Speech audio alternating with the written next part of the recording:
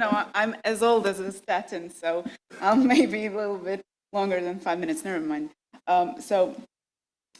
They say in the fitness world that you cannot outtrain the bad diet. And the question is, can we outtrain the sedentary lifestyle? First of all, some definitions are need to be set. So the physical activity is, by definition, any bodily movement produced by contraction of skeletal muscles, regardless of the effect. And the exercise is a subgroup of physical activity that is planned, structured, repetitive, and purposeful in the sense of improving and maintaining physical fitness, physical performance, or health as an objective. So our guidelines recommend to everybody to have at least 75 to 150 minutes a week of aerobic exercise, complementary to another 2 sessions of dynamic resistance exercise. This is something new in our guidelines, and this is recommended to everybody. So my question was, the owners of smartwatches know what their circles are. So there are 3 circles. One is, the biggest one is non-exercise physical activity. The green one, is the workout activity, and this is a breaking of sedentary, and that is standing. So the answer is, do we need to close all our circles, or just one is enough per day? The answer depends on the goal. So one goal is to lower mortality in total. Other goal is lowering cardiovascular morbidity. And if we want to achieve longevity, then the goal must be enhanced and the circles must be closed many times. So Ashley Montague, I would agree with her that the idea is to die young as late as possible. So to be nice when dying. And the WHO data collected by WHO emphasized the need of physical activity, and this lack of physical activity is the 4th leading most frequent cause of death in the world. But those data of World Health Organizations are done on our generations and older people still living, but we don't know what will happen when our children will be involved in this analysis of WHO, since most of our children are spending their days sitting like this and not playing outside. So sedentary harms cardiovascular health independent of physical activity, it seems, and every extra hour of sitting adds to higher cardiovascular risk independent of physical activity. So we can say firmly that sitting is new smoking these days. There are some interesting evidence on how to overcome insufficient physical activity and how to overcome the deadly effects of sitting. In this study on the amount of 150,000 persons followed for 6.8 years, the authors took overall activity, sports, exercise, house chores, vacuuming, mopping, dusting, and so on, gardening, moving, and walking, and they calculated the number of metabolic equivalents per hour a day, and they had primary outcome on overall mortality, cardiovascular mortality, and malignomas. They had 2 groups of persons.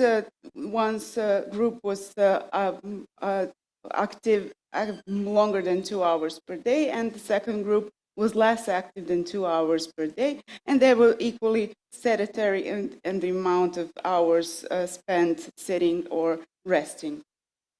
So we can say in this analysis that more sedentary was associated with higher overall mortality and cardiovascular mortality, but not with malignomas. 1 to 2 hours a day of non-exercise activity was associated with 30% reduction in mortality in men and 50 to 60% reduction in women. When in statistical model, the exchange of 1 to 2 hours of sedentary for physical activity in less active person resulted in lower overall mortality. But if the statistical model exchanged 1 to 2 hours of sedentary lifestyle with only non-exercise physical activity in already active person, this did not lead to lower overall mortality. So we can say if we are physically active and we want to further lower our cardiovascular or overall mortality, we need to exercise more, not only just to make plain physical activity.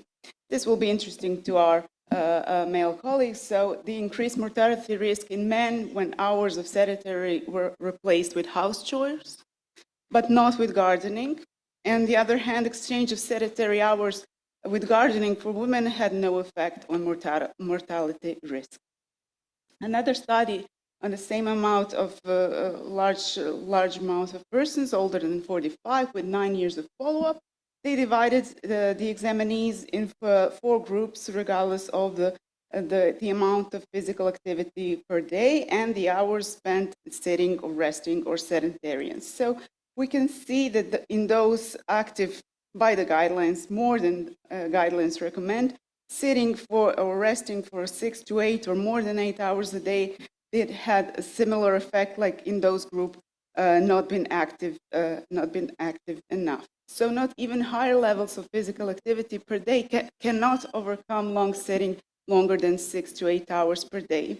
In an inactive person, only lowering hours of sitting will not be enough to decrease mortality. So on the same trace is this meta-analysis, who can say that can we attenuate or even eliminate the effect of sitting on mortality? There are more than 1 million individuals included in this analysis with a fair long years of follow-up with enough number of hard endpoints. And you can see,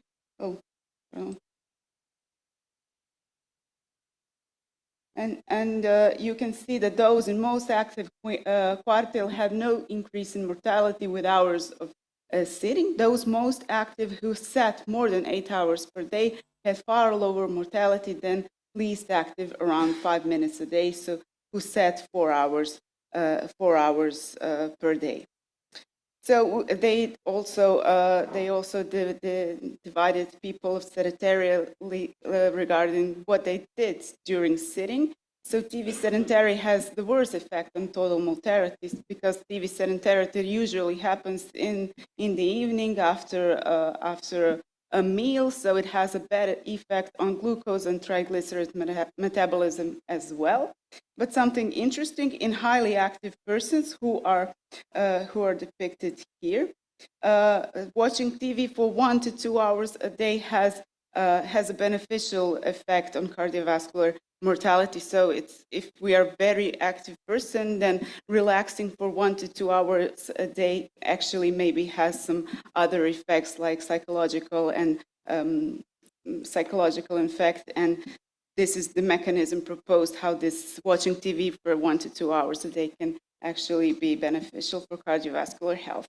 So to conclude, we should run for our life, but at comfortable speed and not too far, like this study from Finland says that the most cardiovascular decreased mortality was seen in runners who were not speeding a lot and ran 1 to 2 hours per week and not per day. So we don't end like Pheidipis who died after probably from cardiomyopathy after running a marathon. So no, not they should be done without the movement, and this is something we should teach our children too. Thank you.